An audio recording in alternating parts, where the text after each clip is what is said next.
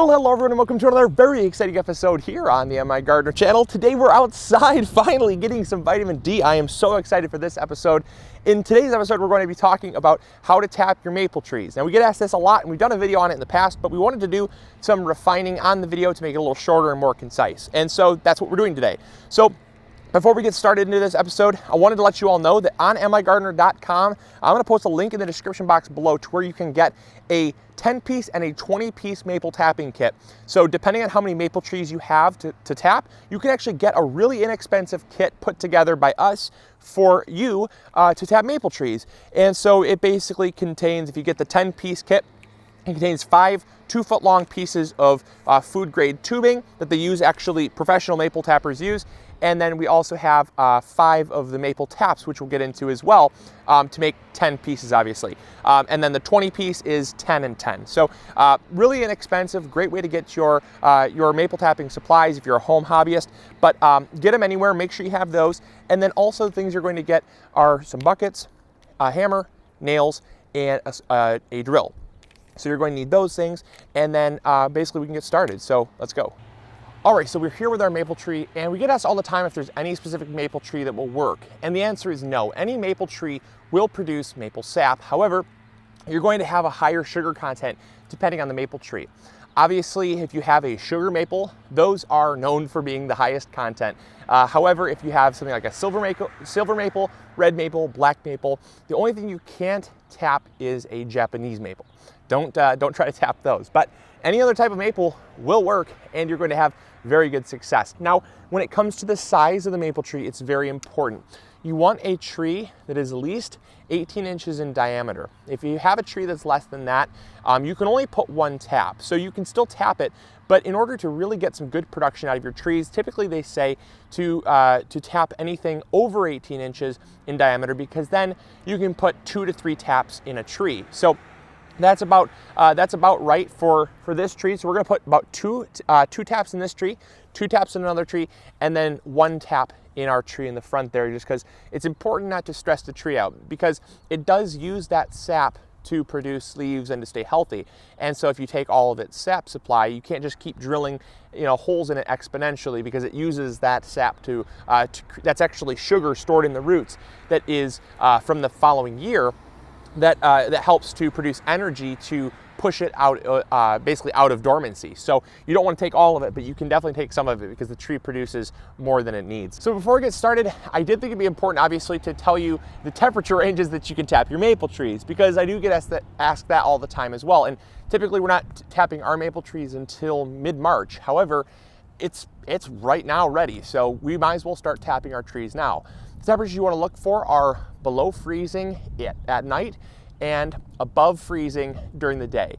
I prefer above 40 degrees in the day, because if it's above 40, you're going to have really good capillary action. So the tree uses osmotic pressure to push the sap up, because gravity pushes down, and the only way that it can basically push sap up is through a temperature swing. So the cold nights will basically cause the tree to contract and push that sap down, but the warm temperatures pushes it up. And so you have the up-down motion through the nights and through the days. So you have the up-down motion, and that's how you can get a lot of sap production. The sap does not just go up. When the sap is flowing, it's flowing up, but only during warm temperatures. When the sap stops flowing, it's because it's gone down. And so you want to make sure that you tap your trees when it's in that temperature range. Now, if the temperature happens to go down below freezing during one of those days, it's fine. Simply leave your taps in, and when the temperature rises back up again, you're going to start seeing more sap production. So that's just something that you have to think about. Obviously, the next 10 days are going to be all in the 40s, so I think we're going to have a great time. But if it happens to, not be above freezing one of those days, it's going to be totally fine as well. All right, so we're getting ready to tap our tree now. We've got our drill with our drill bit, and you want to make sure that the drill bit is the proper diameter. And this is a 5/8 inch drill bit, because these are 5/8 inch spiles.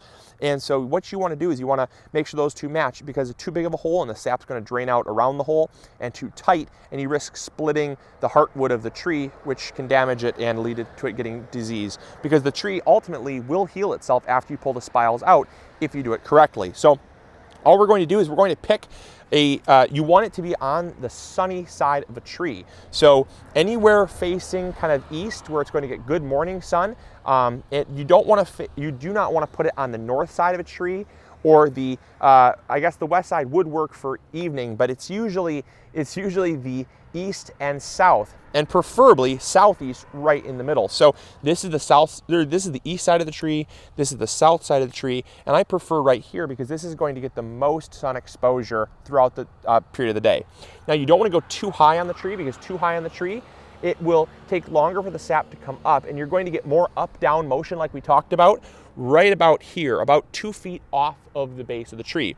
So what we want to do is we want to drill, and we're going to drill in only about 1.5 inches into the tree.